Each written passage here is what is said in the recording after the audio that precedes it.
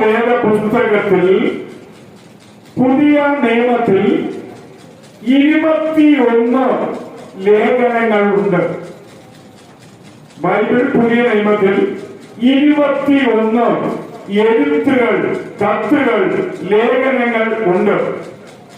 ഈ 21 ലേഖനങ്ങളും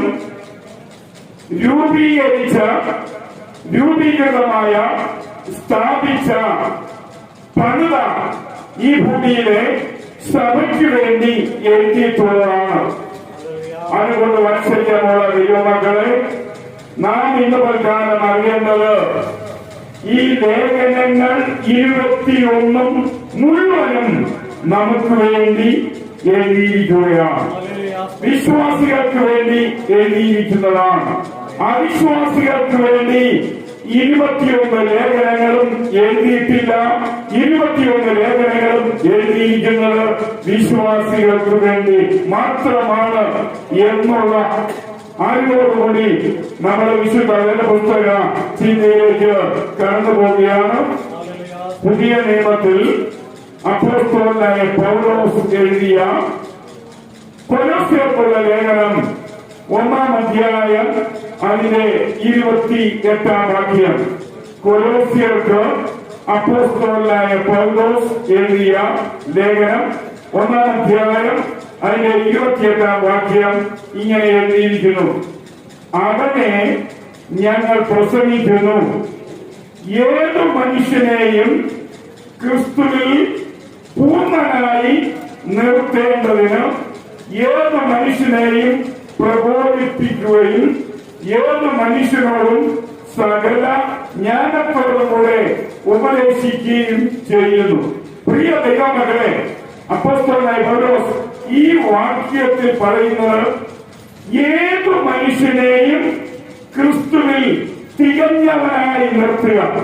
ഞാൻ മുൻപ് പറഞ്ഞതുപോലെ വിശ്വാസികൾക്കുള്ള ലേഖനമാണ്, വിശുദ്ധന്മാർക്കുള്ള ലേഖനമാണ്, ദൈവ ജനത്തിനുള്ള ലേഖനമാണ്, ദൈവസഭയ്ക്കുള്ള ലേഖനമാണ്. ആയതുകൊണ്ട് ദൈവജനം തികഞ്ഞവരായി തീരണം. നമ്മൾ ഇതിനെ പഠിക്കുമ്പോൾ ചില നിവർത്തനങ്ങളിലൂടെ നമ്മൾ പഠിച്ചു പോയാൽ മലയാളത്തിൽ വലിയ വ്യത്യാസമില്ല. ഇംഗ്ലീഷില് 2 വാക്കുകൾ. ഒന്ന് മച്യൂരിറ്റി എന്ന് പറഞ്ഞാൽ പക്വത അല്ലെങ്കിൽ വളർച്ച മുറ്റിയ അവസ്ഥ, അതിനെ സൂചിപ്പിക്കുന്ന ഒരു വാക്കും മറ്റൊരു വാക്ക് പെർഫെക്റ്റ്നെസ്, പൂർണ്ണത എന്നുമായി കാണുവാൻ സാധിക്കുന്നു. പ്രിയ ദൈവമക്കളെ, ഏതൊരു വിശ്വാസിയും വളർന്ന് വളർന്ന് വളർന്ന് പൂർണ്ണത എത്തുന്ന അവസ്ഥയിൽ ആയിത്തീരുന്നു. ഒരു ദൈവ പൈതൽ കർത്താവ് യേശുവായുള്ള ആത്മീയ വിശ്വാസ വേദപുസ്തക ചിന്ത അടിസ്ഥാനത്തിൽ, ആ ചിന്തയുമായുള്ള തന്റെ ബന്ധത്തിന്റെ അടിസ്ഥാനത്തിൽ യേശു ക്രിസ്തുവിൽ ആ വ്യക്തി പുതിയ ഒരു വ്യക്തിയായി ഒരു കുഞ്ഞ് ജനിക്കുന്നത് പോലെ ജനിക്കുക മാത്രമാണ് ചെയ്യുന്നത്. എന്നാൽ അങ്ങനെ ജനിക്കുന്ന ആ കുഞ്ഞ് എന്ത് ചെയ്യണം? വളരണം. പ്രിയ വാത്സല്യമുള്ള ദൈവമക്കളെ, വളർന്ന് വളർന്ന് വളർന്ന് ഏതാണ്ട് മൂപ്പെത്തുക എന്ന് പറയും. ഇപ്പോൾ ഇവിടെ 2-3 കുഞ്ഞുങ്ങളുണ്ട്. എനിക്ക് തോന്നുന്നത് അവിടെ ആ മടിയിലിരിക്കുന്ന കുഞ്ഞായിരിക്കാം ഈ കുഞ്ഞുങ്ങളിൽ ഏറ്റവും ചെറുപ്പം. അവിടുന്ന് ഇങ്ങനെ ഏതാണ്ട് നമുക്ക് കുഞ്ഞുങ്ങളുടെ ചെറുപ്രായങ്ങൾ, അവിടെ നിന്ന് അല്പം കൂടി വളർന്ന പ്രായം, അങ്ങനെ വളർന്ന് ആ ചെറുപ്രായത്തിൽ നിന്ന് ഏതാണ്ട് ഒരു പ്രായത്തിന്റെ പൂർണ്ണതയിൽ എത്തുമ്പോൾ വൃദ്ധനായി എന്ന് വേണമെങ്കിൽ നമുക്ക് പറയാം. പ്രിയ വാത്സല്യമുള്ള ദൈവമക്കളെ, വാർദ്ധക്യത്തിൽ എത്തിയ ഒരു പുരുഷനോ സ്ത്രീയോ എന്ന് നമ്മൾ ലൗകിക ലോകപ്രകാരം പറയുന്നത് പോലെ ഇവിടെ ഒരാൾ യേശു ക്രിസ്തുവുമായി വേദപുസ്തക പ്രകാരം ബന്ധം സ്ഥാപിക്കുമ്പോൾ ആ വ്യക്തിയുടെ അവസ്ഥ ഒരു കുഞ്ഞിന്റെ അവസ്ഥയാണ്, ഒരു കുട്ടിയുടെ അവസ്ഥയാണ്, ഒരു ശിശുവിന്റെ അവസ്ഥയാണ്. ദൈവമക്കളെ, ഈ ലോകത്തിൽ പള്ളികൾ സ്ഥാപിതമായി ആ പള്ളികളിലൂടെ ദൈവിക കാര്യങ്ങൾ ജനത്തെ ഉപദേശിച്ച് മുന്നോട്ട് പോകുന്നത് എന്തിനാണ് എന്ന് ചോദിച്ചാൽ, ജനിച്ച ഒരു കുഞ്ഞിനെ ആത്മീയ അവസ്ഥയിൽ പള്ളി എന്ന പ്രസ്ഥാനത്തിലൂടെ വളർത്തി വളർത്തി വളർത്തി ഒരു മുപ്പ് എത്തുന്ന അവസ്ഥയിൽ, പ്രായം ചെല്ലുന്ന ഒരവസ്ഥയിൽ കൊണ്ടുവരിക എന്നതാണ്. ആയതിനാൽ പ്രിയ വാത്സല്യമുള്ള ദൈവമക്കളെ, അപ്പോസ്തലനായ പൗലോസ് പറയാണ്, ഏത് വിശ്വാസിയെയും ഏത് ആത്മീയ അവസ്ഥയിലേക്ക് വന്ന ആളെയും ക്രിസ്തുവിൽ വളർത്തുക, ക്രിസ്തുവിൽ പക്വത എത്തുന്ന അവസ്ഥയിൽ, പ്രായം മുറ്റുന്ന അവസ്ഥയിൽ അവനെ തികഞ്ഞ ഒരനുഭവത്തിലേക്ക് കൊണ്ടുവരുവാനാണ് ഞാൻ ഇതെല്ലാം ചെയ്യുന്നത് എന്ന് പറയുമ്പോൾ, പ്രിയ ദൈവമക്കളെ, നമ്മൾ അതിന്റെ ഒന്ന് വിശദീകരണത്തിലേക്ക് പോവുകയാണ്. ഒരു മനുഷ്യൻ വേദപുസ്തകത്തിൽ ആത്മീയ കാഴ്ചപ്പാടിലേക്ക് വരുമ്പോൾ ഒരു മെഡിക്കൽ രംഗത്ത് കാണുന്നത് പോലെ അവയവങ്ങളും ശരീരത്തിന്റെ ഭാഗങ്ങളെല്ലാം ഉണ്ട്. എന്നാൽ മുഖ്യമായി ഒരു മനുഷ്യനെ വേദപുസ്തക പ്രകാരം 3 ഭാഗങ്ങൾ അല്ലെങ്കിൽ 3 ക്രമീകരണങ്ങൾ ഉള്ളതായിട്ടാണ് പറയുക, സങ്കല്പിക്കുക, ചിന്തിക്കുക, അറിയുക. ഒന്നാമത്, ആ മനുഷ്യന്റെ ഭാഗമെന്ന് പറയുന്നത് അവൻ ജനിച്ചപ്പോൾ ജനിക്കുന്ന സമയം തന്റെ മാതാവുമായി ഉണ്ടായ ബന്ധത്തിന്റെ അടിസ്ഥാനത്തിൽ തന്നിലേക്ക് വരുന്ന ജീവൻ എന്ന് പറയുന്ന ഭാഗമാണ്. ഇതിനെ നമ്മുടെ രീതിയിൽ പറഞ്ഞാൽ ഹ്യൂമൻ സ്പിരിറ്റ്, മനുഷ്യാത്മാവ് എന്ന് പറയും. ഇത് ആദ്യമായി ദൈവത്തിൽ നിന്ന് മനുഷ്യനിലേക്ക് ഒരിക്കൽ എന്നേക്കുമായി വന്നത് ആണെങ്കിൽ, പിന്നീട് മാതാവിൽ നിന്ന് ജനന പ്രക്രിയയിലൂടെ മനുഷ്യനിലേക്ക് അത് കടന്നു വരുന്ന ഒന്നാണ്. അങ്ങനെ കടന്നു വരുന്ന ആ ഒന്നിനെയാണ് ജീവൻ എന്ന് നമ്മൾ പറയുന്നത്. അതിനെ വേദപുസ്തക ചിന്തയിൽ ഹ്യൂമൻ സ്പിരിറ്റ്, മനുഷ്യന്റെ ആത്മാവ് എന്ന് പറയാം. പ്രിയ ദൈവമക്കളെ, ആ ആത്മാവിന് എന്താവശ്യമാണ്? രക്ഷയാവശ്യം. അങ്ങനെ ജനിക്കുന്ന മനുഷ്യൻ ഈ ലൗകിക ലോകത്ത് ജീവിച്ചു വരുമ്പോൾ തന്റെ ജീവിതത്തിൽ ആ ആത്മാവിന്റെ ഒരു സുരക്ഷ, ഒരു ആത്മാവിന് ഒരു സംരക്ഷണ കേന്ദ്രം ഇതാവശ്യമാണ്. അങ്ങനെ ആവശ്യമാണെന്ന് തോന്നുമ്പോൾ ആ വ്യക്തിക്ക് ദൈവത്താൽ എന്ത് ലഭിക്കുന്നു? ആത്മാവിന്റെ രക്ഷ ലഭിക്കുന്നു. രണ്ടാമത്, പ്രിയ വാത്സല്യമുള്ള ദൈവമക്കളെ, നമ്മൾ മനസ്സെന്നോ ഹൃദയമെന്നോ മനസ്സാക്ഷിയെന്നോ പ്രാണനെന്നോ പേര് പറയുന്ന രണ്ടാമത്തെ ഘടകമുണ്ട്.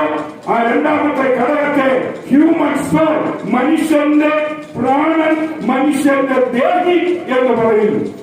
പ്രിയ വാത്സല്യമുള്ള ദൈവമക്കളെ, ദൈവത്തിന്റെ പ്രവചനങ്ങളിൽ ദൈവം ഇങ്ങനെയാണ് പറയുന്നത്: സകല മനുഷ്യന്റെയും ദേഹികൾ എനിക്കുള്ളതാണ്. അങ്ങനെയെങ്കിൽ മനുഷ്യന്റെ ദേഹി ആത്മാവുമായി ബന്ധപ്പെട്ട് നിൽക്കുന്ന ആ ദേഹിക്ക് ഒരു രക്ഷയാവശ്യം. മൂന്നാമത്, നമ്മൾ ദൃശ്യമായി കാണുന്ന ഹ്യൂമൻ ബോഡിയാണ്. ആ ഹ്യൂമൻ ബോഡിക്കും രക്ഷയാവശ്യമാണ്.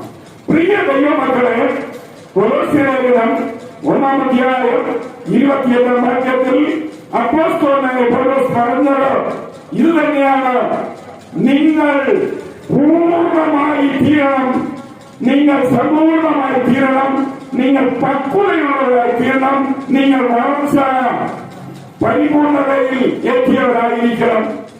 ഏത് മനുഷ്യനെയും ക്രിസ്തുവിൽ തികഞ്ഞവനാക്കുക എന്ന് പറഞ്ഞാൽ ഏത് മനുഷ്യനെയും ക്രിസ്തുവിൽ പൂർണ്ണൻ ആക്കുക എന്ന് പറഞ്ഞാൽ ഏത് മനുഷ്യനെയും ക്രിസ്തുവിൽ സമ്പൂർണ്ണനാക്കുക എന്ന് പറഞ്ഞാൽ ഇവിടെ പറയുന്നത് ഏത് മനുഷ്യനെന്നുള്ള ചിന്ത ആത്മീക മനുഷ്യരാണ്, ദൈവജനമാണ്, ദൈവസഭയാണ്, ദൈവസഭയിലെ അംഗങ്ങൾ മാത്രമാണ് എന്നുള്ള കാര്യം നാം അറിയാം. അതുകൊണ്ട് പ്രിയ വാത്സല്യമുള്ള ദൈവമക്കളെ, നമ്മുടെ ആത്മാവിന് ഒരു പൂർണ്ണതയുണ്ടാകണം, നമ്മുടെ പ്രാണന് ഒരു പൂർണ്ണതയുണ്ടാകണം, നമ്മുടെ ശരീരത്തിന് ഒരു പൂർണ്ണതയുണ്ടാകണം എന്നുള്ള കാര്യം ഇനി നമ്മൾ ചിന്തിക്കുവാൻ പോവുകയാണ്. നമുക്കൊന്നാം നോക്കാം, സാൽവേഷൻ ഓഫ് സ്പിരിറ്റ്, ആത്മാവിന്റെ രക്ഷ. പ്രിയ വാത്സല്യമുള്ള ദൈവമക്കളെ, യോഹന്നാന്റെ സുവിശേഷം 3-ാം അധ്യായം അതിന്റെ 16-ാം വാക്യം വായിക്കുമ്പോൾ തന്റെ ഏകജാതനായ പുത്രനിൽ വിശ്വസിക്കുന്ന ഏവനും നശിച്ചു പോകാതെ നിത്യജീവൻ പ്രാപിക്കേണ്ടതിന് ദൈവം അവനെ നൽകുവാൻ തക്കോണം ലോകത്തെ സ്നേഹിച്ചു. ഹല്ലേലൂയ. അങ്ങനെയെങ്കിൽ കർത്താവായ യേശുവിന്റെ കാൽവരിയിലെ യാഗമരണത്തിൽ അധിഷ്ഠിതമായ അഗാധമായ അനന്തമായ നിത്യമായ സ്ഥിരമായ ശാശ്വതമായ ഏറ്റവും വലിയ ആ പ്രവൃത്തിയുടെ അനന്തരഫലം എന്താണെന്ന് ചോദിച്ചാൽ നമ്മുടെ ആത്മാവിന്റെ രക്ഷയാണ്. അതെ പ്രിയ വാത്സല്യമുള്ള ദൈവമക്കളെ, നമ്മുടെ ആത്മാവ് രക്ഷപ്പെട്ടാൽ അത് ദൈവസന്നിധിയിൽ പോലും ആനന്ദകരമാണ്. റോമാലേഖനം 8-ാം അധ്യായം അതിന്റെ 10-ാം വാക്യം വായിക്കുമ്പോൾ ക്രിസ്തു നിങ്ങളിൽ ഉണ്ടെങ്കിലോ ശരീരം പാപം നിമിത്തം മരിച്ചതാണെങ്കിലും ആത്മാവ് നീതി നിമിത്തം ജീവനുള്ളതാകുന്നു. നമ്മുടെ ശരീരം ജീവനുള്ളതാകണമെങ്കിൽ ആ ശരീരത്തിൽ ആത്മാവിന്റെ രക്ഷ ഉണ്ടായിരിക്കണം. പ്രിയ ദൈവമക്കളെ, നമ്മുടെ മനുഷ്യാത്മാവ് രക്ഷപ്പെട്ടാൽ, രക്ഷ പ്രാപിച്ചാൽ, രക്ഷ നേടിയാൽ, രക്ഷ കൈവശമാക്കിയാൽ, രക്ഷ കരസ്ഥമാക്കി അങ്ങനെ ജീവിതത്തിലേക്ക് പോയാൽ ആ ആത്മാവ് അധിവസിക്കുന്ന ശരീരത്തിന് അതുകൊണ്ട് ഗുണമുണ്ട്. കൊലോസ്യ ലേഖനം 3-ാം അധ്യായം അതിന്റെ 4-ാം വാക്യത്തിലേക്ക് പോകുമ്പോൾ, കൊലോസ്യ ലേഖനം 3-ാം അധ്യായം അതിന്റെ 4-ാം വാക്യത്തിലേക്ക് പോകുമ്പോൾ നമ്മുടെ ജീവനായ ക്രിസ്തു വെളിപ്പെടുമ്പോൾ നിങ്ങളും അവനോടുകൂടെ തേജസ്സിൽ വെളിപ്പെടും. പ്രിയ ദൈവമക്കളെ, നമ്മുടെ മനുഷ്യാത്മാവ് രക്ഷ നേടിയാൽ, രക്ഷ കരസ്ഥമാക്കിയാൽ, രക്ഷ കൈവശമാക്കിയാൽ, രക്ഷിക്കപ്പെട്ടാൽ നമ്മളും കർത്താവിനോടുകൂടെ ആയിത്തീരും. ആമേൻ. പ്രിയ ദൈവമക്കളെ, നിങ്ങളെക്കാൾ ഞാൻ പറയട്ടെ, ഒരു പള്ളി എന്ന് പറയുന്നത് എന്തിനു വേണ്ടിയാണെന്ന് ചോദിച്ചാൽ, ഒന്നാമത് ഒരു മനുഷ്യന്റെ ആത്മാവിന്റെ രക്ഷയ്ക്ക് വേണ്ടിയാണ് ഒരു പള്ളി, ഒരു ദൈവാലയം ഈ ഭൂമിയിൽ സ്ഥാപിതമായിരിക്കുന്നത്. രണ്ടാമത് സാൽവേഷൻ ഓഫ് ബോഡി, നമ്മുടെ ശരീരത്തിന് രക്ഷ വേണം. നമ്മൾ ഭൗതികമായി നോക്കുമ്പോൾ വേണ്ട ആഹാരങ്ങൾ കൊടുക്കുന്നു, വസ്ത്രം കൊടുക്കുന്നു, മറ്റ് താമസ സുരക്ഷ സങ്കേത സ്ഥലങ്ങളെല്ലാം ഈ ശരീരത്തിന് വേണ്ടി നമ്മൾ ഒരുക്കുന്നു. അതേപോലെ ഒരു ദൈവ പൈതലിന്റെ ആത്മീയ ശരീരത്തിനും സുരക്ഷ ഒരുക്കണമെന്ന് വിശുദ്ധ വേദപുസ്തകത്തിൽ നമ്മൾ വായിക്കുകയാണ്. റോമാലേഖനം 7-ാം അധ്യായം അതിന്റെ 18 മുതൽ 20 വരെയുള്ള വാക്യങ്ങൾ വായിക്കുമ്പോൾ, റോമാലേഖനം 7-ാം അധ്യായം അതിന്റെ 18 മുതൽ 20 വരെ നാം വായിക്കുമ്പോൾ ഇങ്ങനെ വായിക്കുന്നു: എന്നിൽ, അതായത് എന്റെ ജഡത്തിൽ നന്മ വസിക്കുന്നില്ല. ഞാൻ അറിയുന്നു നന്മ ചെയ്യുവാനുള്ള താല്പര്യം എനിക്കുണ്ടോ, എന്നാൽ പ്രവർത്തിക്കുന്നില്ല. ഞാൻ ചെയ്യുവാൻ ആഗ്രഹിക്കുന്ന നന്മയല്ല, ആഗ്രഹിക്കാത്ത തിന്മയാണ് ചെയ്യുന്നത്. അങ്ങനെ ഞാൻ ആഗ്രഹിക്കാത്തതാണ് പ്രവർത്തിക്കുന്നതെങ്കിൽ പ്രവർത്തിക്കുന്നത് ഞാനല്ല, എന്നിൽ വസിക്കുന്ന പാപമത്രേ. ആമേൻ. പ്രിയ വാത്സല്യമുള്ള ദൈവമക്കളെ, ആഗ്രഹിക്കാത്ത ഇഷ്ടത്തിനെതിരായി തിന്മ പ്രവർത്തിക്കുന്ന പാപത്തെ നമ്മുടെ ശരീരത്തിൽ എന്നേക്കുമായി അധിവസിക്കുന്ന അവസ്ഥയിൽ നിന്ന് നിഷ്കാസന ചെയ്ത ഒരു ജീവിതമാണ് നമുക്ക് അനിവാര്യമായിരിക്കുന്നത്. പ്രിയ ദൈവമക്കളെ, ശരീരത്തിന്റെ രക്ഷയ്ക്ക് വേണ്ടി നമ്മുടെ ശരീരത്തിൽ നിന്ന് പാപത്തെ നമ്മൾ ഒഴിവാക്കണം. റോമാലേഖനം 8-ാം അധ്യായം അതിന്റെ 12-ാം വാക്യത്തിൽ യേശുവിനെ മരിച്ചവരിൽ നിന്ന് ഉയർപ്പിച്ചവന്റെ ആത്മാവ് നിങ്ങളിൽ വസിക്കുന്നുവെങ്കിൽ ക്രിസ്തു യേശുവിനെ മരണത്തിൽ നിന്ന് ഉയർപ്പിച്ചവൻ നിങ്ങളിൽ വസിക്കുന്ന തന്റെ ആത്മാവിനെ കൊണ്ട് നിങ്ങളുടെ മധ്യ ശരീരങ്ങളെ ജീവിപ്പിക്കും. പ്രിയ ദൈവമക്കളെ, നമ്മുടെ ഈ ലോക ജീവിതം മരണത്താൽ അവസാനിക്കും എന്ന് മാനുഷികമായി ചിന്തിക്കുമ്പോൾ മാനുഷികമായി മനുഷ്യ ശരീരം മരണം മുഖാന്തരം ഈ ഭൂമിയിലെ ജീവിതം അവസാനിപ്പിച്ചാൽ, പ്രിയ ദൈവമക്കളെ, ആ ശരീരത്തിന് വീണ്ടും മടങ്ങി വരാനുള്ള ഒരവസരം ദൈവം ഒരുക്കി വച്ചിട്ടുണ്ട്. അത് ഈ ശരീരത്തിനാണ്. ആമേൻ. നമ്മളെല്ലാവരും ഈ ഭൂമിയിൽ വെച്ച് കാണുന്നത് ഇതാ ഒരു മനുഷ്യൻ മരിച്ചു കിടക്കുന്നു. ആ മരിച്ചു കിടക്കുന്ന മനുഷ്യന്റെ മറ്റൊന്ന് നമ്മൾ കാണുന്നില്ല. ആ മനുഷ്യന്റെ ശരീരം മാത്രമേ നമ്മൾ കാണുന്നുള്ളൂ.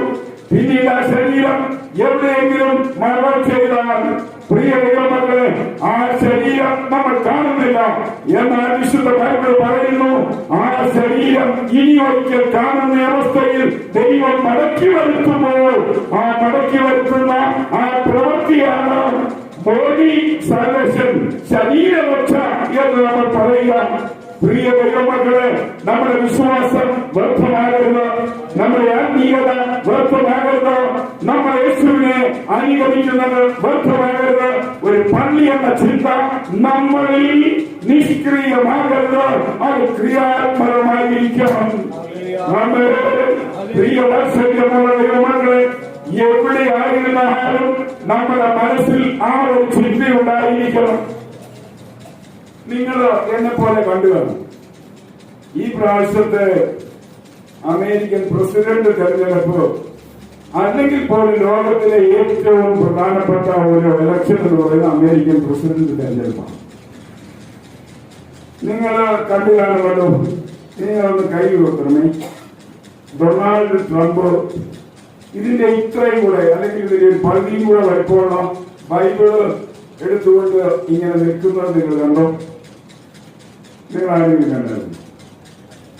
നിങ്ങൾ കണ്ടു കാണും. ടി വിക്ക് ഇതൊക്കെ ഒന്ന് കാണുന്നത്, ഇതൊന്നൊക്കെ ഒന്ന് കണ്ടിരിക്കുന്നത്. എന്നതാ എപ്പോഴും ടി വി നോക്കി കാണുന്നത്? നമുക്ക് നമ്മളെ അന്തം വിട്ടു പോകും. ലോകത്തിലെ ഏറ്റവും തലപ്പത്തിരിക്കുന്ന ഒരു വ്യക്തി എന്ന് ലോകത്തിൽ ഇന്ന് അറിയപ്പെടുന്ന വ്യക്തി അമേരിക്കൻ പ്രസിഡന്റ് തന്നെയാണ്. ആ പ്രസിഡന്റിന്റെ മുന്നിൽ മറ്റു ലോകത്തിലെ ഒരു നേതാക്കന്മാർ ഒന്നുമില്ല. എന്നാൽ അത്രയും വലിയ മനുഷ്യൻ, പ്രിയ വാത്സല്യമുള്ള ദൈവമക്കളെ, തന്റെ വലം കൈയിൽ ഒരു വേദപുസ്തകം പിടിച്ചുകൊണ്ട് തന്റെ ഇലക്ഷന് പിടിച്ചുകൊടുക്കും. പ്രിയ ദൈവമക്കളെ, നിങ്ങൾ ആ ന്യൂസ് വാക്കി കേട്ടെങ്കിൽ ഏതാണ്ട് 45 വർഷത്തിനിടയിൽ ഇത്രയും വലിയ ഭൂരിപക്ഷത്തോടെ മുഴുവൻ ഭാഗങ്ങളിലും ജയിച്ച് കയറുന്ന ഒരു പ്രസിഡന്റ് ഇല്ല. ഞാനിങ്ങനെ വിശ്വസിക്കുന്നു. വേദപുസ്തകം എടുത്തുകൊണ്ട് തുടക്കം കുറിച്ചതിന് ദൈവം കൊടുത്ത പ്രതിഫലമെന്നാണ്. പ്രിയ വാത്സല്യമുള്ള ദൈവമക്കളെ, അപ്പൊ ആ മനുഷ്യൻ കയ്യിൽ പിടിച്ചുകൊണ്ടാണ് ആ വേദപുസ്തകമായി നിൽക്കുന്നതെങ്കിൽ, പ്രിയ ദൈവമക്കളെ, നമ്മുടെ ഈ ശരീരത്തിന്റെ വില നമ്മൾ മനസ്സിലാക്കണം. നമ്മുടെ ശരീരത്തിന്റെ ഉള്ളിൽ അതിനെ നമുക്ക് വഹിക്കാൻ കഴിയത്തില്ല. ഈ ശരീരത്തിന്റെ പുറമെ മാത്രമേ അതിനെ നമുക്ക് വഹിക്കാൻ കഴിയൂ. ഫിലിപ്പിയർ 3-ാം അധ്യായം അതിന്റെ 20-21 വാക്യങ്ങൾ നമ്മൾ വായിക്കുമ്പോൾ ഫിലിപ്പിയ ലേഖനം 3-ാം അധ്യായം 20-21 വാക്യങ്ങൾ. എന്നാൽ നമ്മുടെ പൗരത്വം സ്വർഗത്തിലാകുന്നു, അവിടുന്ന് കർത്താവായ യേശു ക്രിസ്തു രക്ഷിതാവായി വരുമെന്ന് നാം ആകാംക്ഷയോടെ കാത്തിരിക്കുന്നു. അവൻ സകലവും തനിക്ക് കീഴ്പ്പെടുത്താൻ കഴിയുന്ന തന്റെ വ്യാപാര ശക്തിയോട് നമ്മുടെ ബലഹീനമായ ശരീരത്തെ തന്റെ മഹത്വമുള്ള ശരീരത്തിന് അനുരൂപമായി രൂപാന്തരപ്പെടുത്തും. ഏതു സമയവും പ്രസരമായി ഒരു രീതിയിലും ജീവിക്കുവാൻ കഴിയാത്ത അവസ്ഥയിൽ നമ്മളെ പരാജയപ്പെടുത്തുവാൻ മുൻപന്തിയിൽ നിൽക്കുന്ന നമ്മുടെ ഈ ശരീരത്തിന്റെ കാഴ്ച മാറും. അങ്ങനെ മാറുമ്പോൾ സാൽവേഷൻ ഓഫ് ഹ്യൂമൻ ബോഡി, മനുഷ്യ ശരീരത്തിന്റെ രക്ഷ അവിടെ സഫലമാവുക. പ്രിയവത്സല്യമുള്ള ദൈവമക്കളെ, നമ്മുടെ ആത്മാവിന് രക്ഷ കിട്ടുന്നു, നമ്മുടെ ശരീരത്തിന് രക്ഷ കിട്ടുന്നു, അവസാനമായി നമ്മുടെ പ്രാണനും കൂടി രക്ഷ കിട്ടുമെന്ന് വിശുദ്ധ വേദപുസ്തകത്തിൽ നാം വായിക്കുമ്പോൾ ഈ ശരീരരക്ഷയുമായ ബന്ധത്തിൽ അവസാനമായി ഒരു വാക്യം കൂടി ഞാൻ വായിക്കട്ടെ. എബ്രായ ലേഖനം 9-ാം അധ്യായം 28-ാം വാക്യം. ക്രിസ്തുവും അങ്ങനെ തന്നെ അനേകരുടെ പാപങ്ങൾ ചുമക്കുവാൻ ഒരിക്കൽ മാത്രം അർപ്പിക്കപ്പെട്ടു, പാപം വഹിക്കുവാനല്ല, തനിക്കായി കാത്തു നിൽക്കുന്നവർക്ക് രക്ഷ നൽകുവാൻ അവൻ രണ്ടാമത് പ്രത്യക്ഷനാകും. ഇനി അവൻ ആരുടെയും പാപം ചുമന്ന് കാൽവരി കൊലക്കളത്തിലേക്ക് മരണത്തിന് തന്റെ ശരീരവുമായി പോകത്തില്ല. പിന്നെ തനിക്കായി കാത്തു നിൽക്കുന്ന നമ്മുടെ ശരീരത്തെ പരിപൂർണമായി രക്ഷിച്ച് അവൻ സുരക്ഷിതമാക്കുവാനായിട്ടാണ് ഇനി വരുന്നത്. പ്രിയ ദൈവമക്കളെ, നമ്മൾ ഈ കാര്യം അറിയുമ്പോൾ നമ്മുടെ വിശ്വാസത്തിന്റെ വലിപ്പം നമ്മൾ മനസ്സിലാക്കണം. ഒന്നുകൊണ്ട് പേടിക്കണ്ട, ഒന്നുകൊണ്ട് ഭയപ്പെടേണ്ട, ഒന്നുകൊണ്ട് നിരാശപ്പെടേണ്ട. എവിടെയായിരുന്നാലും എത്ര നാൾ കഴിഞ്ഞാലും നമ്മുടെ ശരീരത്തെ അവർ ഉദ്ധരിക്കുവാനായിട്ടാണ് വരുന്നത്. ആമേൻ. ഇങ്ങനെയല്ലേ ബൈബിൾ വായിക്കുന്നത്? കർത്താവ് ഗംഭീരമാകത്തോടും പ്രധാന ദൂതന്റെ ശബ്ദത്തോടും ദൈവത്തിന്റെ കാരണത്തോടും കൂടെ സ്വർഗത്തിൽ നിന്ന് ഇറങ്ങി വരുമ്പോൾ ക്രിസ്തുവിൽ മരിച്ചവർ മുമ്പേ ഉയർത്തുന്നു. ആമേൻ. നമ്മൾ കാണാതെ നമ്മുടെ കണ്ണുകൾക്ക് മറഞ്ഞുപോയി നാളുകൾ കഴിഞ്ഞ മണ്ണിനുള്ളിലായിരിക്കുന്ന അല്ലെങ്കിൽ എവിടെയെങ്കിലും ആയിരിക്കുന്ന ആ ശരീരം പുറത്തു വരും. അതിനെ പുറത്തെടുക്കാനാണ് യേശു വരുന്നത്. ആമേൻ. പ്രിയ ദൈവമക്കളെ, ഒന്നാമത് നമ്മുടെ ആത്മാവിന് രക്ഷയുണ്ട്, രണ്ടാമത് നമ്മുടെ ശരീരത്തിന് രക്ഷയുണ്ട്, മൂന്നാമത് നമ്മുടെ സോൾ അല്ലെങ്കിൽ നമ്മുടെ പ്രാണന് രക്ഷയുണ്ട് എന്നുള്ള കാര്യം മറക്കരുത്. 1 തെസ്സലോനിക്കർക്കെഴുതിയ പൗലോസിന്റെ 1-ാം ലേഖനം അതിന്റെ 5-ാം അധ്യായം 6-ാം വാക്യം വായിക്കുമ്പോൾ, 1 തെസ്സലോനി 5:6 വായിക്കുമ്പോൾ ഇങ്ങനെ വായിക്കുന്നു: പ്രിയ ദൈവമക്കളെ, ആകയാൽ നാം മറ്റുള്ളവരെ പോലെ ഉറങ്ങരുത്, പിന്നെയോ ജാഗ്രതയും സുബോധമുള്ളവരായിരിക്കണം. പ്രിയ ദൈവമക്കളെ, ഈ ജാഗ്രതയും സുബോധമുള്ളവരായിരിക്കണം എന്ന് പറഞ്ഞാൽ ഇതിനു വേണ്ടിയാണ് പള്ളിയിൽ പോകണം എന്ന് പറയുന്നത്. ആമേൻ. ഹല്ലേലൂയ. ജാഗ്രതയും സുബോധവും, ദൈവാലയത്തെ കുറിച്ച് ജാഗ്രത, ദൈവാലയത്തിൽ ദൈവവുമായുള്ള സമ്പർക്കത്തിൽ സുബോധം. ആമേൻ. അതുകൊണ്ട് വാത്സല്യമുള്ള ദൈവമക്കളെ, ദൈവാലയവുമായുള്ള ഒരു ദൈവമക്കളുടെ ജീവിതത്തിൽ ജാഗ്രതയും സുബോധവും ഉണ്ടായിരിക്കണം. എന്ന് പറഞ്ഞു കഴിഞ്ഞാൽ ഒരിക്കൽ അത് തിടുക്കത്തോടുകൂടി അത് ഏകാഗ്രതയോടുകൂടി ആയിരിക്കണം. പ്രിയ വാത്സല്യമുള്ള ദൈവമക്കളെ, വെളിപ്പാട് പുസ്തകം 3-ാം അധ്യായം അതിന്റെ 1 മുതൽ 3 വരെയുള്ള വാക്യങ്ങൾ വായിക്കുമ്പോൾ, വെളിപ്പാട് പുസ്തകം 3-ാം അധ്യായം 1 മുതൽ 3 വരെയുള്ള വാക്യങ്ങൾ വായിക്കുമ്പോൾ, തർശീശിലെ സഭയുടെ ദൂതൻ എഴുതുക, ദൈവത്തിന്റെ 7 ആത്മാക്കളും 7 നക്ഷത്രങ്ങളും ഉള്ളവൻ അരുളി ചെയ്യുന്നത്, ഞാൻ നിന്റെ പ്രവൃത്തി അറിയുന്നു. ജീവനുള്ളവൻ എന്ന് നിനക്ക് പേരുണ്ടെങ്കിലും നീ മരിച്ചവരാകുന്നു. ഉണർന്നുകൊള്ള ചാവാറായ ശേഷിപ്പുകളെ ശക്തീകരിക്കുക. പ്രിയ ദൈവമക്കളെ, നമ്മൾ ഉണരണം, നമ്മൾ ശക്തീകരിക്കപ്പെടണം, നമ്മൾ തയ്യാറെടുപ്പോടുകൂടി ആയിരിക്കണം. ഏത് സമയത്തും നമ്മൾ തയ്യാറെടുപ്പോടുകൂടി ആയിരിക്കണമെന്ന് കർത്താവായ യേശു ക്രിസ്തുവിന്റെ നാമത്തിൽ ഞാൻ ഓർപ്പിക്കുകയാണ്. ലേഖനം 5-ാം അധ്യായം അതിന്റെ 12-ാം വാക്യം, അതുകൊണ്ട് ഉറങ്ങുന്നവനെ ഉണരുക, മരിച്ചവരുടെ നിന്ന് എഴുന്നേൽക്കുക, എന്നാൽ ക്രിസ്തു നിന്റെ മേൽ പ്രവേശിക്കും. ആമേൻ. നമ്മൾ ജാഗരിച്ച് ഉണർന്ന് എഴുന്നേറ്റ ക്രിസ്തു നമ്മുടെ മേൽ പ്രകാശിച്ചു കൊണ്ടിരിക്കും. അങ്ങനെയെങ്കിൽ ആ ക്രിസ്തു നമ്മളിൽ പ്രകാശിക്കുന്ന ആ പ്രകാശത്തിന് യാതൊരു വിഘ്നം വരുത്താതെ നമ്മൾ മുന്നോട്ട് പോകണമെന്ന് കർത്താവായ യേശു ക്രിസ്തുവിന്റെ നാമത്തിൽ ഓർപ്പിക്കുകയാണ്. യാക്കോബിന്റെ ലേഖനം 5-ാം അധ്യായം അതിന്റെ 20-ാം വാക്യം വായിക്കുമ്പോൾ, യാക്കോബിന്റെ ലേഖനം 5-ാം അധ്യായം അതിന്റെ 20-ാം വാക്യം വായിക്കുമ്പോൾ അവിടെ നാം ഇങ്ങനെയാണ് വായിക്കുന്നത്. യാക്കോബ് 5:20, പാപിയെ നേർവഴിക്ക് ആക്കുന്നവൻ അവന്റെ പ്രാണനെ മരണത്തിൽ നിന്ന് രക്ഷിക്കുകയും നിരവധിയായ പാപങ്ങൾ മറക്കുകയും ചെയ്യും. അവന് പാപിയെ നേർവഴിക്ക് നടത്തുന്നവൻ അവന്റെ പ്രാണനെ മരണത്തിൽ നിന്ന് രക്ഷിക്കുകയാണ്. ഹല്ലേലൂയ. അതുകൊണ്ട് ദൈവമക്കളെ, നമ്മളെ മരണത്തിൽ നിന്ന് രക്ഷിച്ച് നേർവഴിക്ക് നമ്മുടെ ദൈവം എത്തിച്ചതുകൊണ്ടാണ് നമ്മൾ ഇന്ന് പ്രകാരം ഇവിടെ ആയിരിക്കുന്നത്. അതിൽ നമുക്ക് അഭിമാനം ഉണ്ടാകേണ്ടതല്ലേ? റോമാലേഖനം 8-ാം അധ്യായം അതിന്റെ 13-ാം വാക്യം, നിങ്ങൾ ജഡത്തെ അനുസരിച്ച് ജീവിക്കുന്നുവെങ്കിൽ നിശ്ചയമായി മരിക്കും. ആത്മാവിനാൽ ശരീരത്തിന്റെ പ്രവൃത്തികൾ നിർജീവമാക്കുന്നുവെങ്കിലോ നിങ്ങൾ ജീവിക്കും. പ്രിയ ദൈവമകളെ, ഈ ശരീരത്തിൽ പാപം കുടികൊള്ളുന്നുണ്ട്. എന്നാൽ ദൈവത്തിന്റെ പരിശുദ്ധാത്മാവിന്റെ സഹായത്താൽ ഈ ശരീരത്തെ കുടികൊള്ളുന്ന പാപത്തെ നമ്മൾ നിർവീര്യമാക്കിയാൽ, നിർജ്ജവമാക്കിയാൽ, പ്രവർത്തനരഹിതമാക്കിയാൽ, ചലന സ്വാതന്ത്ര്യത്തെ നിഷേധിച്ചാൽ നമ്മുടെ ആത്മീയ മനുഷ്യൻ വളർന്ന് ഉണർന്ന് ഉന്മേഷം പ്രാപിക്കും. പ്രിയ ദൈവമക്കളെ, നമ്മുടെ ക്രിസ്തീയ ജീവിതം അങ്ങനെയായി തീരേണ്ടത് അനിവാര്യമല്ല.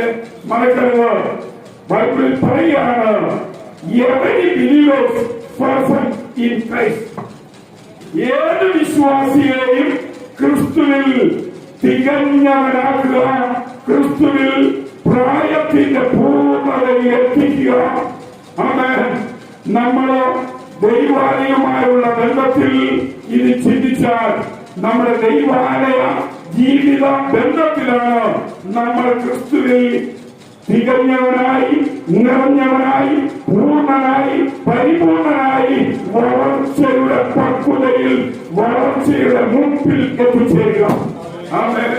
അങ്ങനെ എത്തിച്ചേരുമ്പോൾ പ്രിയ ദൈവമക്കളെ, ആ എത്തിച്ചേരുന്നതിന് വേണ്ടി ഒന്നാമത് നമുക്ക് ആവശ്യം സാൽവേഷൻ ഓഫ് സ്പിരിറ്റ്, രണ്ടാമത് സാൽവേഷൻ ഓഫ് ബോഡി, മൂന്നാമത് സാൽവേഷൻ ഓഫ് സോൾ. നമ്മുടെ ആത്മാവും നമ്മുടെ ശരീരവും നമ്മുടെ പ്രാണനും വളർന്ന് വളർന്ന് വളർന്ന് അവന്റെ സന്നിധിയിൽ പക്വത എത്തുമ്പോൾ, വളർച്ച പൂർത്തീകരിക്കപ്പെടുമ്പോൾ, ഒരു വൃത്ത അവസ്ഥയിൽ എത്തിച്ചേരുമ്പോൾ നമ്മുടെ ജീവിതം അനുഗ്രഹത്തിന്റെ പൂർണ്ണതയിൽ എത്തിയെന്നുള്ള ആ വലിയ വിശ്വാസത്തിൽ നമുക്കായിരിക്കാം.